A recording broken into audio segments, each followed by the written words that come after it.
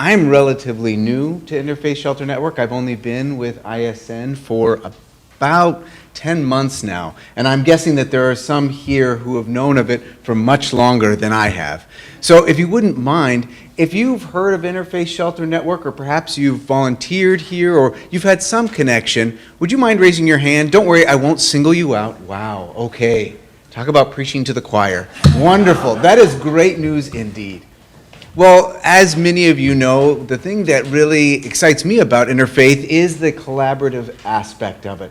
The way that it weaves together faith traditions, faith communities, social service agencies, and others to provide real comfort, care, shelter, and transformation in the lives of the situationally homeless and unhoused individuals.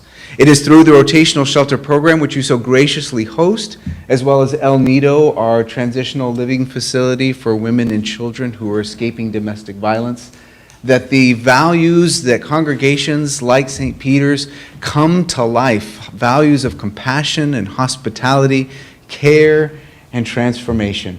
So thank you for being a part of that.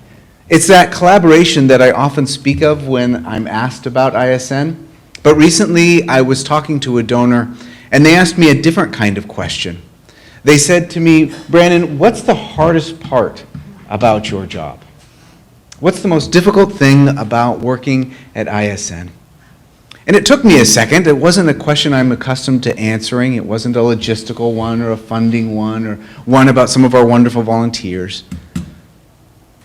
And after giving it a little bit of thought, the answer came to me with such weight and force that it was unmistakably the very core of what is the most challenging thing.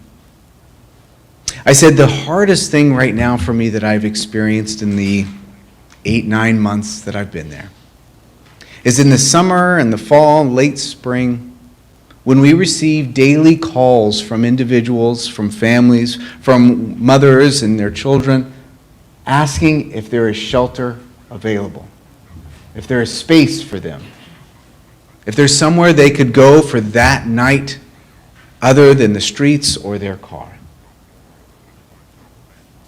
And during the late spring and summer and fall, when the rotational shelter is not yet opened, I do not like being another link in the chain who has to say, well, maybe you should try this number. Maybe you can call over there. Maybe this place would have a space for you.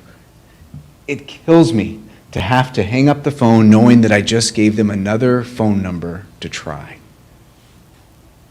But what I'm so looking forward to is in the coming weeks, when that call comes in, and it will every single day, to say, yes, I have some friends at St. Peter's, some friends across San Diego County that have space for you. Thank you. Thank you for allowing me to be able to say yes to those calls. Thank you for being a place where people can find shelter. Thank you for living out that transformational role that we have, that calling that we've received. After the service, I'll be outside if you have any other questions about ISN. I might have questions for you, so come to me, because you've known about this organization longer than I have, and I'll ask you some questions. Thank you, Mother Page.